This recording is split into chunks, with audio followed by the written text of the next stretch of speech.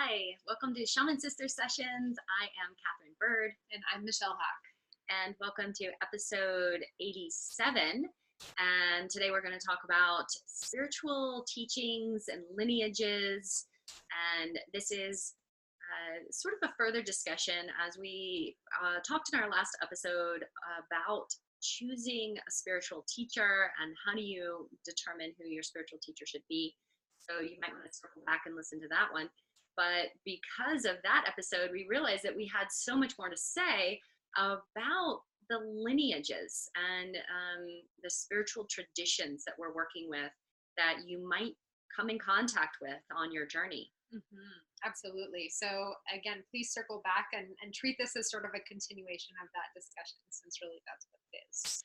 And in that last episode, we did talk about, well, how to choose a spiritual teacher, meaning working with an embodied human vessel of knowledge and mysteries, maybe someone who's in mystery school or a particular lineage.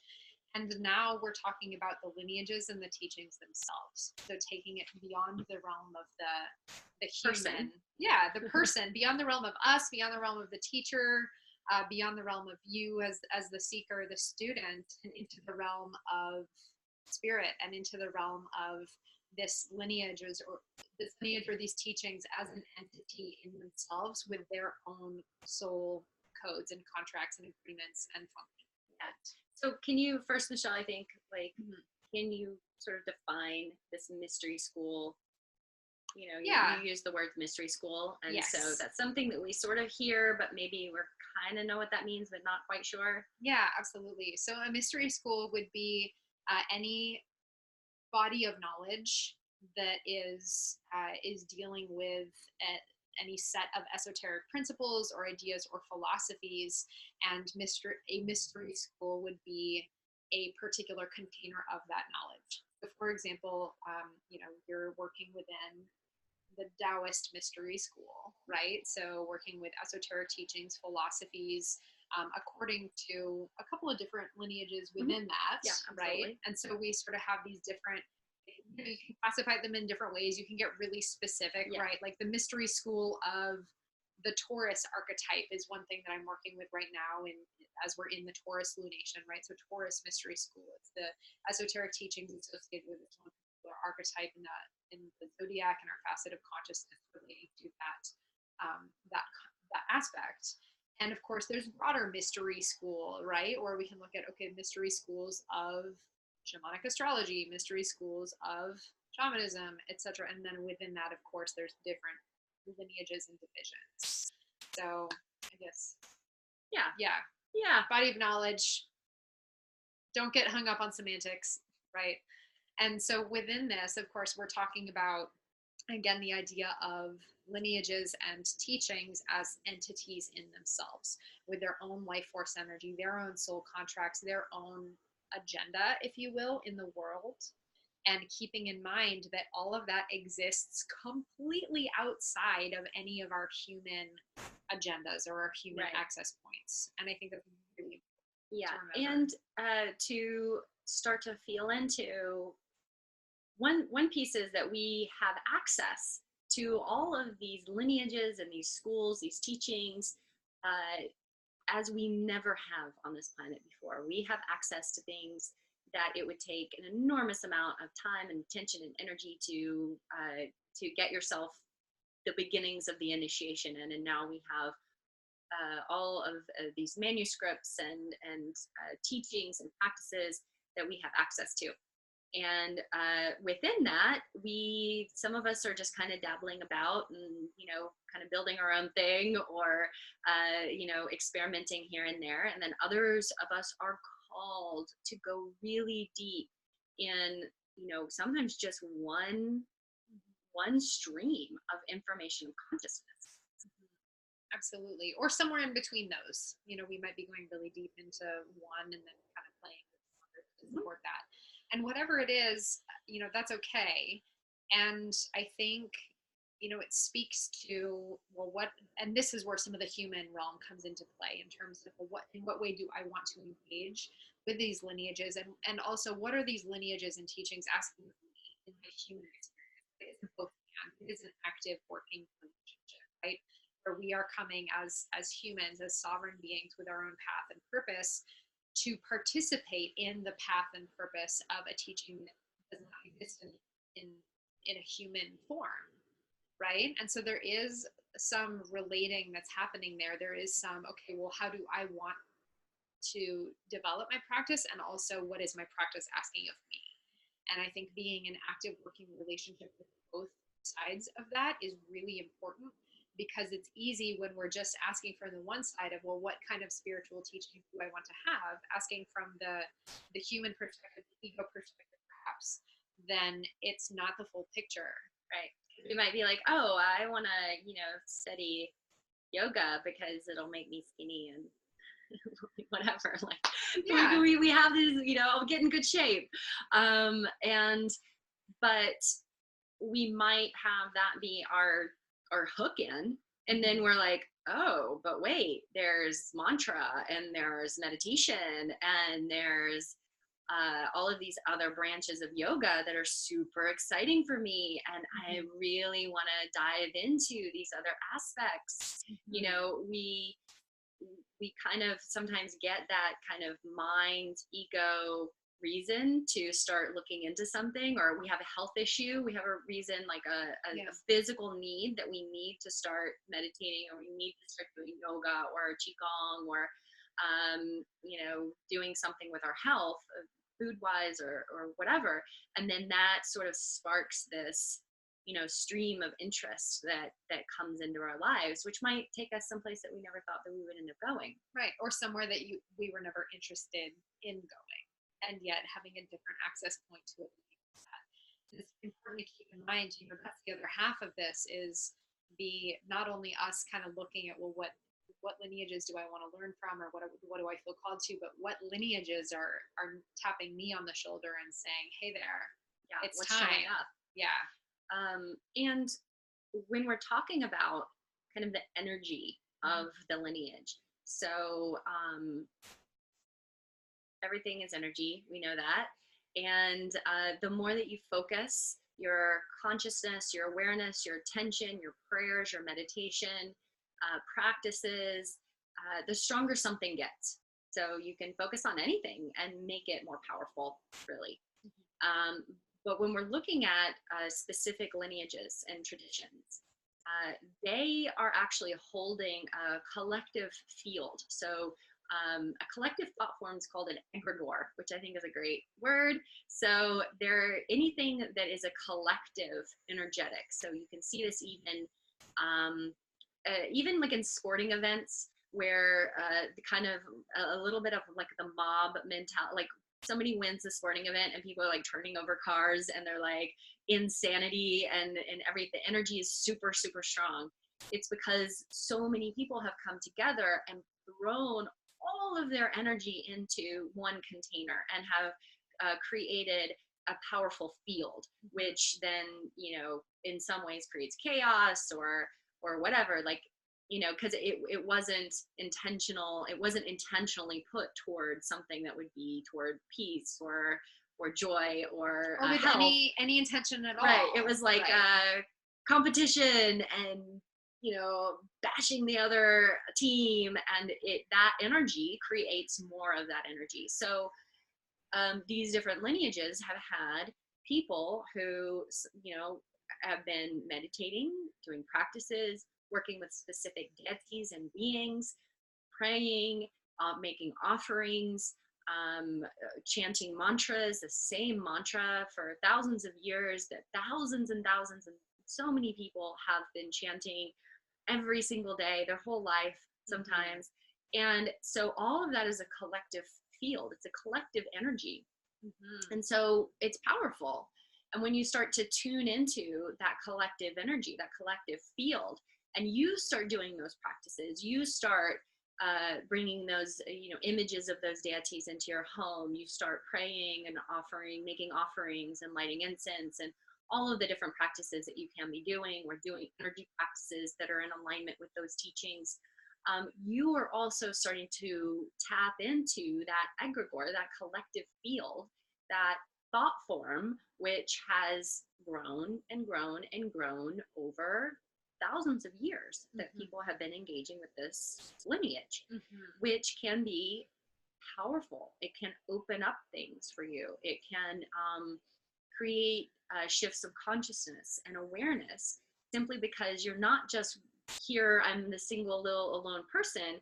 You're actually like, oh, there's a larger stream that I'm jumping into, that I'm also being supported by all of these people from the past who have also kept this stream going, you know, Mm-hmm. who have been praying. It's like I'm adding my collective prayers to this lineage, which values whatever it values, right? Mm-hmm. It could value peace. It could, you could be connecting to a lineage that values chaos and destruction and Right. hurting people. Like, that's also a choice that you can make to do that. Right. Yeah. There are. Let's not forget here that there are lineages and there are mystery schools that are not devoted toward collective well-being and the highest and greatest good. Right. So that comes into our discernment, right? About, okay, well, what frequencies am I participating in and contributing to by my engaging myself in lineage and yet, assuming, and I think for the purposes of this conversation, we'll assume that we're speaking about lineages that are devoted to. But be love. aware, right? Be Yes. aware that there are people out there who are engaging in traditions and lineages that are focused on a more dark, egoic, power hungry stream of information, and they're connecting to spirits and beings and deities that are connected to that, and that's a thing. Yes. So, if you're not interested in that, if you want to be of service and love and peace and light, well, there are teachings for that. There are teachings for that. So Yeah. just be aware of what you're tuning into. Mm-hmm. Be aware that, yeah, it's a thing. Like, you can cultivate power in any direction. Totally. Right. And which is why, in the sporting event example, right? Like, there's, the lack of intentionality creates space for the energy to simply go in the way that where there's the most charge, right? And so looking at whenever there's high either emotional charge or energetic charge in this collective consciousness, in this collective field, becomes amplified. So looking at, okay, well, what has been amplified over thousands of years by thousands / maybe millions of people, right? Okay, is it this particular mantra? Is it working with ritual sacrifice, right? Or is it practice of this movement, whatever it is? Okay, so just looking at what are the teachings and knowing that, okay, these teachings have a lot of energy behind them from a lot of people. And is that level of power and that level of amplified field something that I want to step into? I want to jump in that super fast river, right? Because it's going to take me somewhere. Is that somewhere that I want to go? And with this, we also get to look at, like, how are we here to serve the lineage? Mm-hmm. How are we here to help heal the lineage?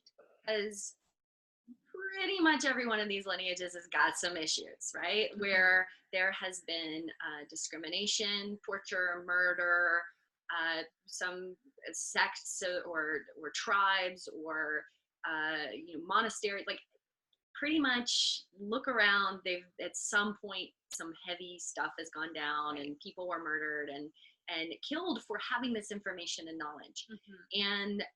And so as we are holding space for both the peace and the joy and the kind of the prosperity of this lineage, we also are here to hold sometimes the pain of the lineage, mm-hmm. and to honor those that came before us in that lineage, to hold high respect and regard for all of those people who have suffered for being what we are now able to be so easily, mm-hmm. in most regards.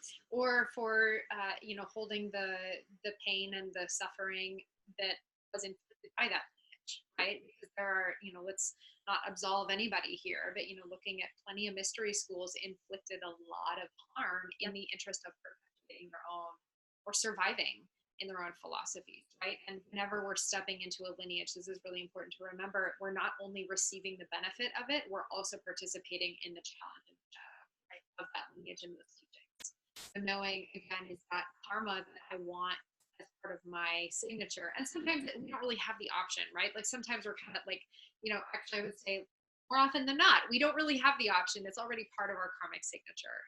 And, knowing that we have, in our last episode, we talked about these initiatory and activation experiences that come with our awakening. And it's like this lineage is woken up in us. And we're like, oh God, okay, well now I have that in my field, / that was already in my field anyway. Okay, I guess I'm working with this, or I'm working through this, or I'm in support of this, or hearing this in some way. And right. yeah, in some ways it's sort of like being born an American. Like, didn't necessarily choose it per se, but we sort of did. And in this time that we're in right now, we are being called as Americans to deal with our shit of racism and sexism and inequality and so much injustice and environmental degradation and all of the things that we are holding within us as Americans. Like we are having to we're having to deal with it on an individual level, on a karmic level, whether we're aware of it or not. In some way or another, we are involved in this process. And the same is true when you're called to a specific lineage. And there are a lot of us that are called to lineages that we feel like maybe we don't actually fit into. And this is looking at, kind of the bioenergetic aspect of our relationship to lineages, right? So we have the biological, genealogical reference points to, historical and geographically based lineages, right? Okay, well, what countries were my ancestors from, and what lineages did they practice, etc.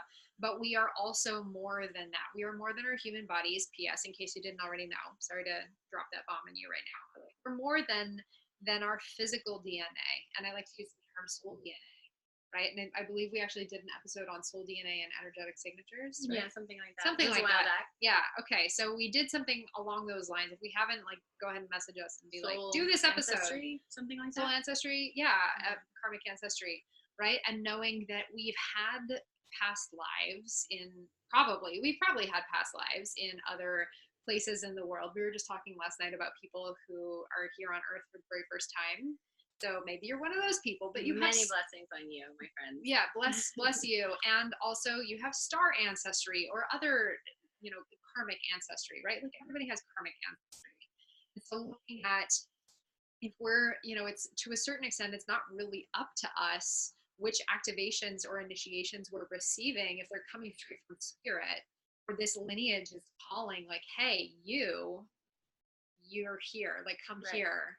And it's that, we're sovereign beings. So then we have the choice of, do I listen to that call? Do I step into that, or do I not? And then of course that comes with its own whole set of challenges of saying no, right? But you're allowed to say no. That's a different kind of sovereignty, right? But it's, looking at, again, the physical basis for the lineages that we have a relationship to, and then also the And I mean, it's been said by many people who are seers and people who are very strongly connected to a lineage can often see the codes in the field of a person.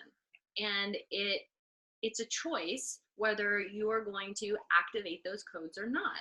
And coming in contact with someone from that lineage, from that mystery school, that teaching, can randomly, like instantaneously start to activate those codes within you. Or it might be through coming back to study, coming back to inquiry, coming back to working with a teacher. There is initiatory experiences where, oh, right, I remember how to do this. Interesting that I would remember these, mudras, or I would remember these words, or I would remember this way of doing this kind of ritual. And it's because there's been a certain level of training in prior lifetimes that now you're ready to complete. But oftentimes we don't remember that training until we get to a certain point where it's almost like, oh, this is my button that I stuck in when I am 32 years old. the button is going to be pushed and I'm going to remember some of these Mhm. things because I have a contract with this individual who's from this lineage who's going to help me to reawaken and remember. Mhm. Absolutely. Yeah. So knowing, to a certain extent, we get to have our human selves participate this, and to a certain extent, we kind of don't. And we show up and be in surrender and be in presence to the activations and initiations that are happening that we ourselves, as our highest selves, arranged for us to have here in this earthly experience. And so knowing also that the lineages, the lineages and teachings, these ancient mystery schools, again, they have their own life force, they have their own agenda, they have um, their own momentum, I guess I want to say. For sure. Totally. And again, they're calling people. It's really important to think about. They're calling people to them because they have life force, right? And so they want to grow. They right. want, it's life. So life wants to live. Right. It does not want to die, and it has energy of its own. So it wants to continue to live. So even certain like traditions and lineages, like it's almost like they're moving through the world. They're looking for people. They're like recruiting. Yeah. Think of it like recruiting. It's like, okay, if we need, imagine, and of course this is a very like cartoonish representation of how this might work, but imagine an organization saying, okay, if we want to continue and we want to thrive, where do we need to go? Who do we need to be in front of in order to have this energy continue to stick around, right? And so knowing that by us participating and working with a lineage, by being a steward of that lineage, we are working for ensuring the continued transmission of that lineage through messengers, right? Through the thousands of years, we've had lineage holders, teachers, and messengers who have maybe ensured the survival of these lineages through times of persecution, right? And maybe we're having a different form of that now. Maybe it's much less persecuted now, like who knows, right? And in what way are we ensuring the survival and the survival and thrival of this particular teaching and as an entity in itself, right? Which in some ways is taking responsibility for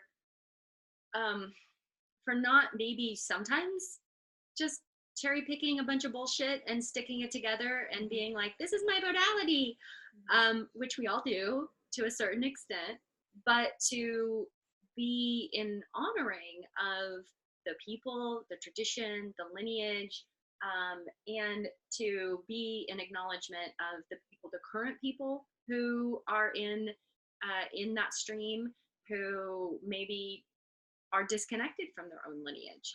And now we're connecting to their lineage, and then they're still suffering because of persecution and racism and all of these issues.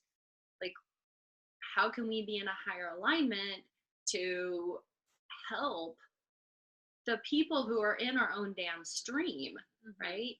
And of course, we want to help all people in all places, but that is like an inquiry point for us. And am I utilizing these things as just a way for me to be, feeding my ego and being great and making money and being successful and looking uber spiritual on Instagram? Or am I being in true, authentic alignment with a higher depth of service and connection to the larger picture of what's there, and what spirit is asking of you, right? Yeah, because oftentimes what spirit is asking of you is not the most comfortable thing. It's not the thing that's going to make you like look good on Instagram. No, it's not. It's not the thing that's going to make you like everybody's going to notice that you're doing something. A lot of times it's the thing that nobody knows about. It's the thing that is not what you're publicizing out there as who you are in the world, but it is who you are in the world. Right. And that it might not sell right? Like it might be, and I think, I don't know, I guess I see this in what I would call more of like on the forefront of lineages, right? Like people who are doing work that is so esoteric that like 5 people get it, you know, and You that's know who you are. right. And we see you, We right? see you, and we know Yes. there's this whole process of trying to explain what this is, because you might be receiving a galactic lineage that is you know, maybe was here thousands of years ago in a different mystery school, but that was undercover, that wasn't able to be in the light of day until now. Mm-hmm. And so there are a lot of people who are showing up and remembering these mystery schools and these lineages that were pretty much decimated and wiped out. Super crazy chill bumps all over. Yeah. But there are some of you who are doing that and are in process of that, and that is challenging work. Right. And it is service. It's stewardship, right? Like looking at, okay, well, what is the function? Also, let's kind of look at what is the function of these lineages in the realm of earth, right? Like holding these frequencies, bringing in these frequencies and these, you know, teachings and knowledge and mystery schools, right? For, again, we're sort of assuming positive intent here, for at least for the purpose of this conversation, for the benefit of all beings, for sovereignty, for love, for joy, for freedom, for the next evolution in the process of earth. And some of the lineages that are either you know, kind of coming to earth now, maybe for the first time, or having a resurgence in earth, or, you know, used to be around but then got squelched way down, a lot of people just simply aren't going to be ready for that yet. And so if you are having these initiatory experiences, or being a lineage holder of one of these like super esoteric things, know that it's okay, and know that it might not be the thing that sells. It might not be the thing that a lot of people are really interested in yet, but it's the kind of thing where if you're doing this, then you're on the forefront of bringing this lineage to earth. And keep doing your personal practices. Keep sitting in meditation. Keep journaling. Keep writing about it. Keep like even if you feel like, well, this feels so weird and woo-woo and esoteric, and I know, according to my business coach, that so woo-woo and weird and esoteric isn't going to sell. So I need to come up with some program that's about, you know, whatever, mindfulness or self-love, or nothing against those. We love those teachings. But right, where it's like, oh, this is how I can relate to people, and then to be able to start to you know, develop your work over time. Like this, it takes quite a long time to truly dive into and receive what you're really receiving, and it's not like an overnight thing. It seems like it is when you look at other people, but that's not how it works generally. It takes a while of your devoted practice and work with yourself to get yourself where you've developed this body of work, you've received this body of work, you've remembered this body of work, and can bring it to the world in a way that others can relate to, and know that if it's coming through you, there are others that will relate to it. Because if you look at the internet, there is something for everybody out there, and not just something for everybody, but the weirdest thing ever has a lot of people interested in it. Right. So just know that your people are out there, and you might be on the forefront, which can be confusing and frustrating, and like, really, is this what I came to do? This thing? Yeah, it can feel very isolating. Yeah. Or alienating, pun intended. Yeah. And yeah, also know that if this frequency is, and I'm using the galactic example here, or we can use a remembered example. So for example, like you know, alchemical philosophy, or Atlantean or Lemurian lineages, right? If you're remembering or coming into initiation of this, I guarantee there are other people on earth who are having the same experience at the same time, because this comes to the field. Comes to the planet, or it's woken up in the collective, and there's not just one. You're not the only one, right? So as much as, you know, I know you need to like make a living and put stuff out there, like also talk about this stuff, and don't be afraid to just be really authentic with, this is what's coming through me right now, and the people who are meant to find you will find you, and keep praying for that.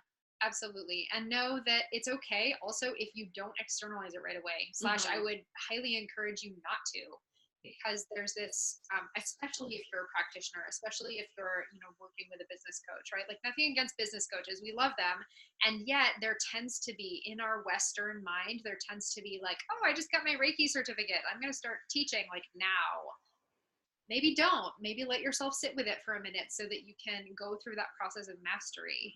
And mastery is something, I mean, we can do like, we're due to do an episode actually on the process of mastery, but knowing that there is something to be said for simply taking your time with a mystery school, with a body of knowledge, simply taking space to let it land in your body, taking space to do practices, to let it encode your cellular memory, let those activations completely alter your own energetic structure before you start bringing it to other people.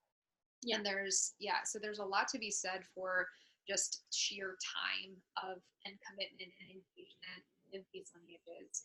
And also knowing, again, if it's showing up for you, it's showing up for other people. So yes, you are unique and special, and also you're not alone. It's great.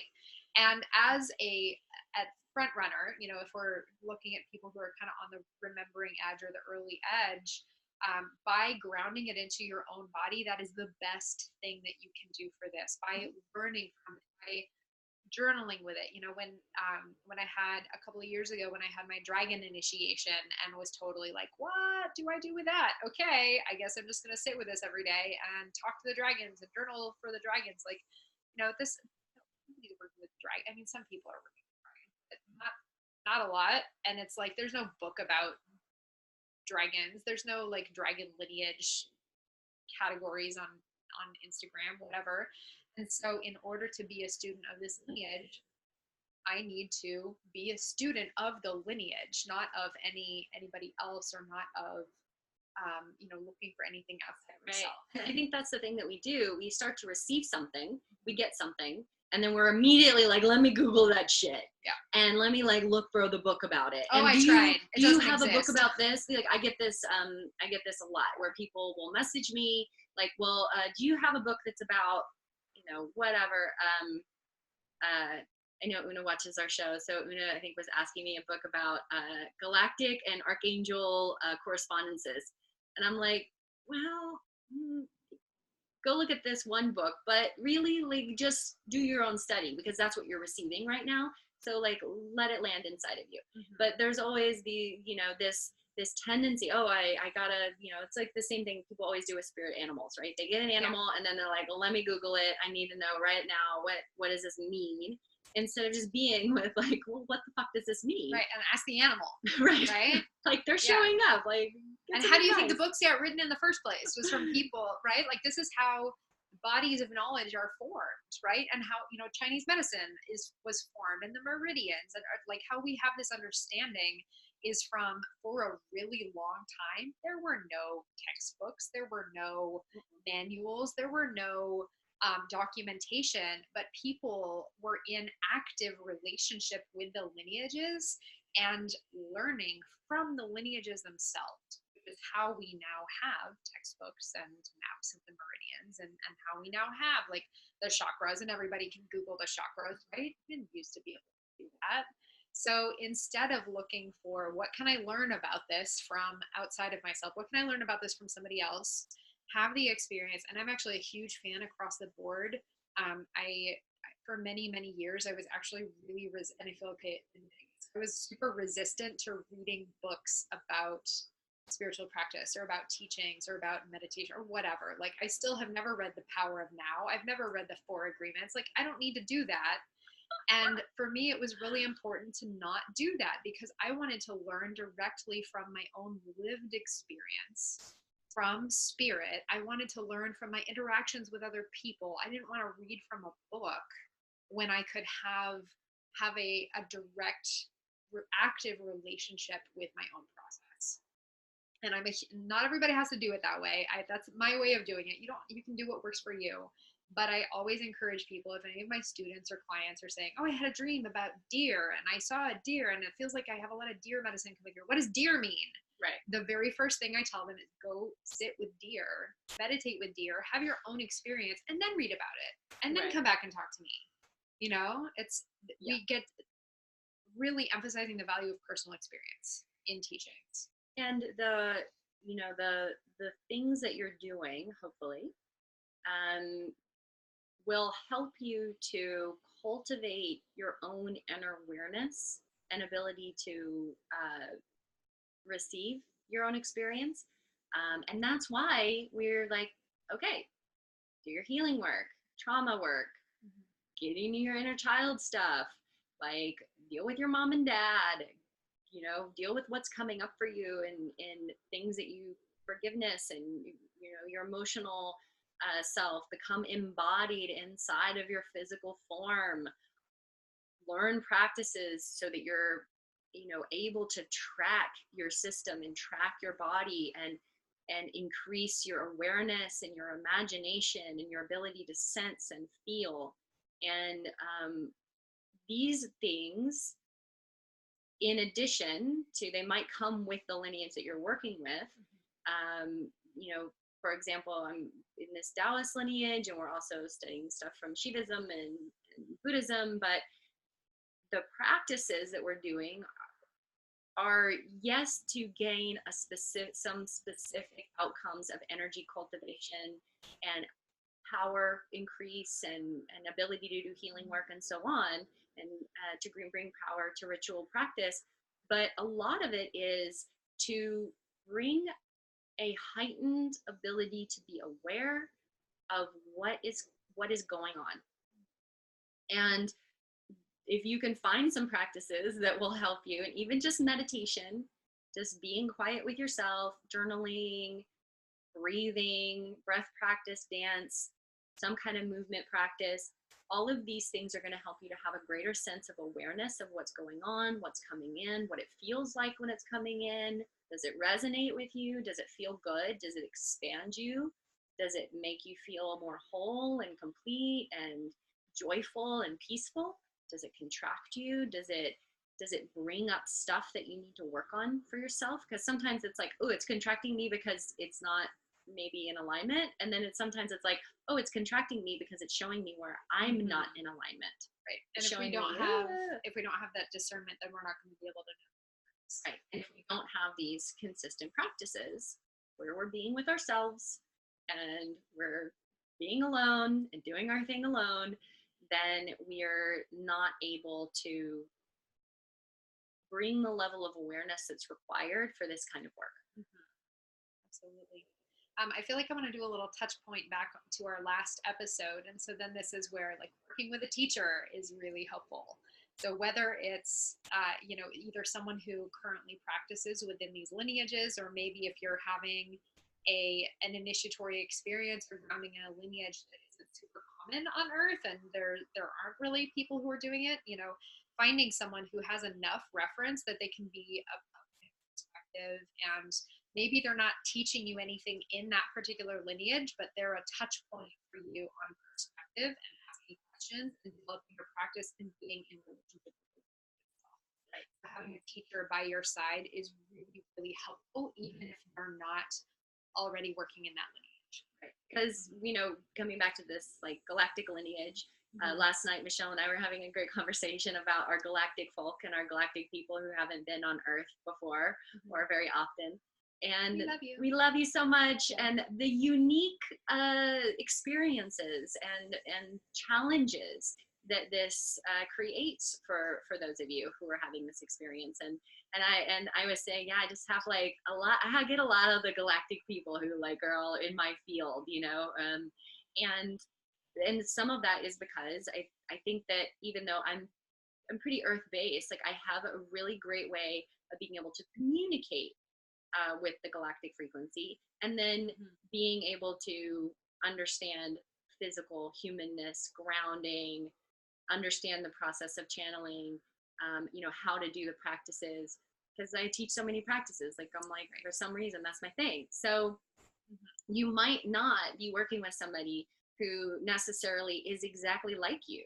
You might be actually working with somebody whose signature is quite different because you need that in order to stabilize what you're doing, Totally. or to activate and expand what you're doing. Totally, absolutely. So if you're looking for a teacher, again, this is kind of feedback on our last episode. If you're looking for a teacher, it doesn't necessarily need to be somebody, we talked about, like, are they in the same stream as you? They might be, or that might not actually be what's needed in order to support the development of your own lineage and teaching. So just kind of keep that in mind, and know that that there are teachers out there for everybody. And again, and even if it's not, so like, Una, our friend who was asking about that, that's not something that I know about, or that you like could reel off the top of your head necessarily, right? But we can refer resources, and any good teacher will be able to guide you through the investigation process, how to work with your lineage and how to be a student of your lineage. So I think and it is important to have teachers. Yes. So if you, it's wonderful to have your own stream of information that's coming through, and that's important. Absolutely. It's also important to find teachers that you are resonating with that can support you. And I mean, there's a lot of books out there on, especially energy practices, and different kinds of cultivation practices. And they don't always put the things in the books the way that they actually teach them. So it's kind of been the tradition that what you put in the book isn't actually the full deal. It isn't the real practice. It isn't all the way. So there are a lot of teachers out there teaching things that are in the books, but they're teaching an expanded version, because there has been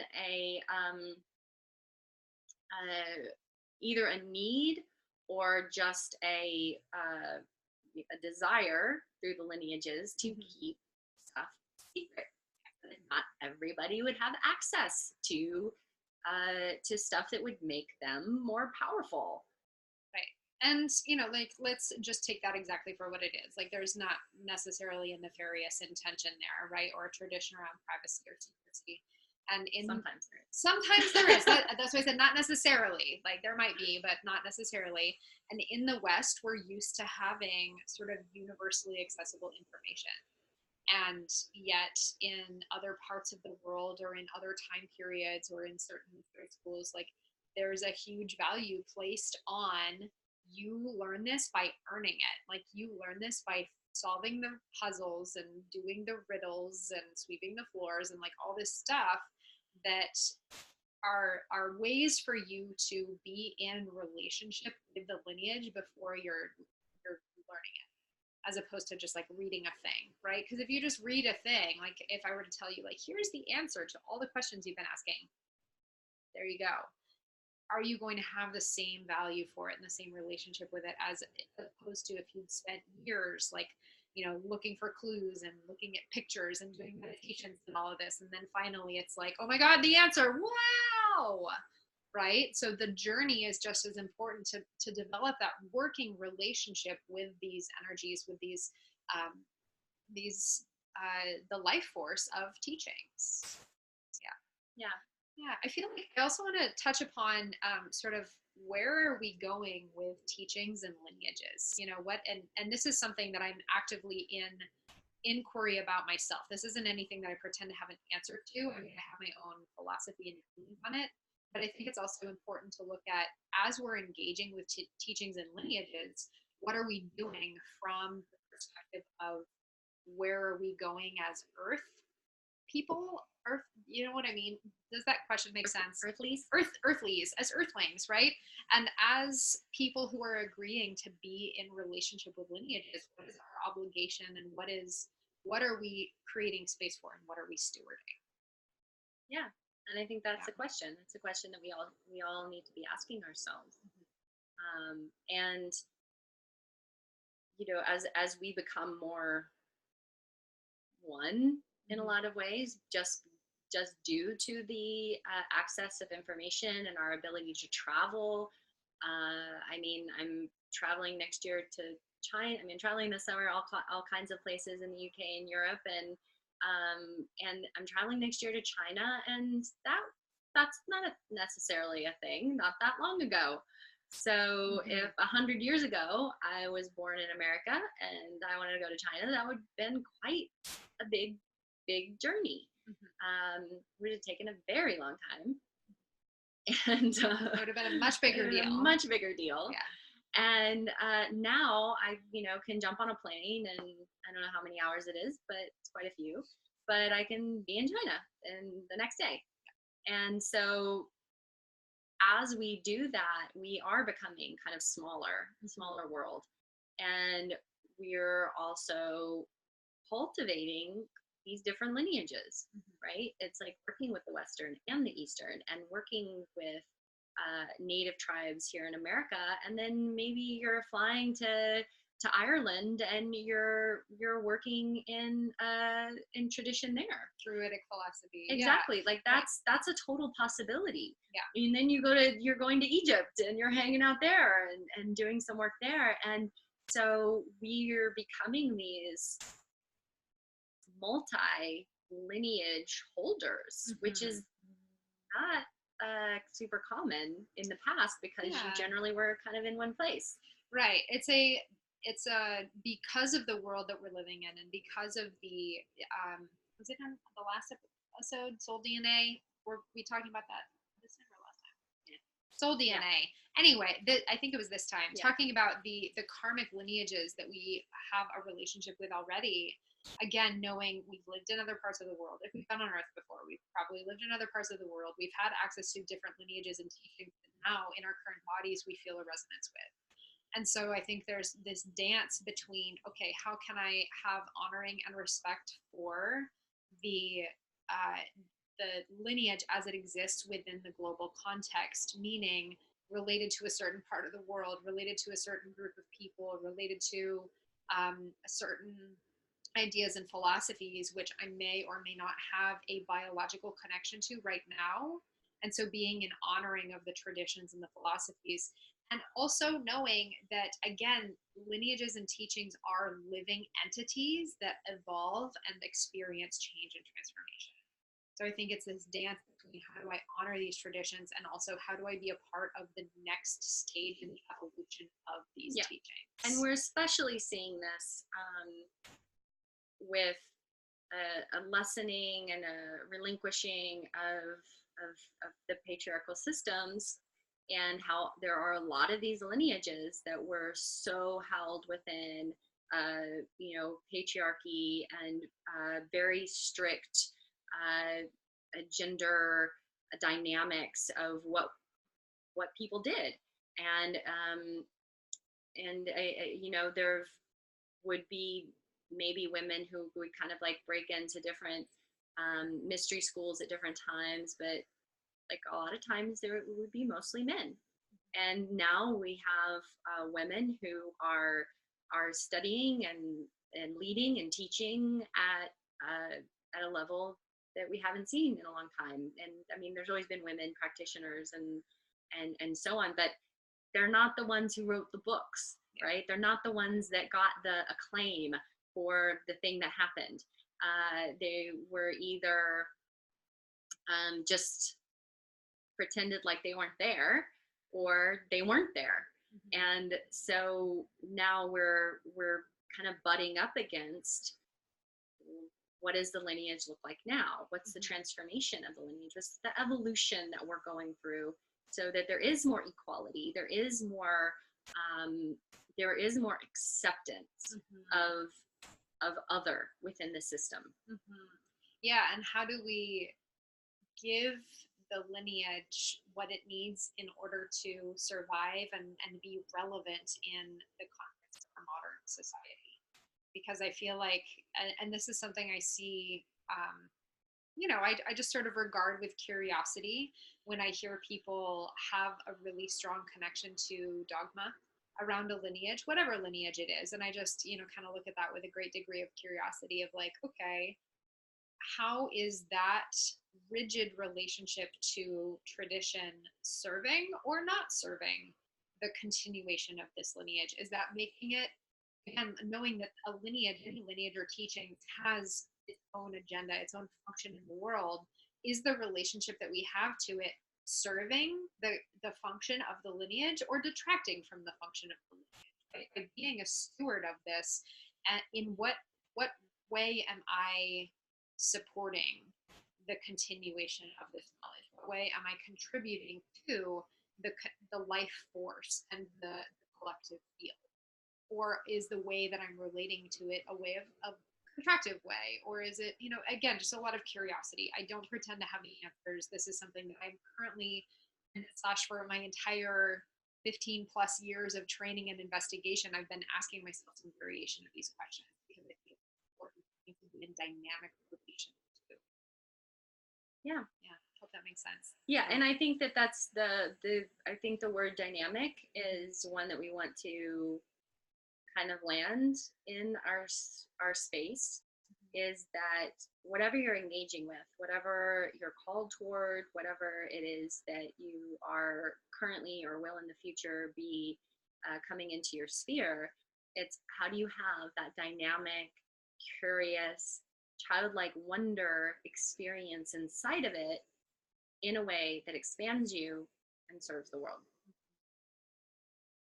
Boom. Boom. That's a great question to leave you with. So we gave you a lot to consider. And again, please do circle back to the last episode where we talked about choosing spiritual teachers. They are really quite related. So if you're curious, go ahead and send us a message if you want to talk more, if you want to receive teaching or mentorship in Lineages that you're working with, or receive some context for some of these initiatory experiences that you're having.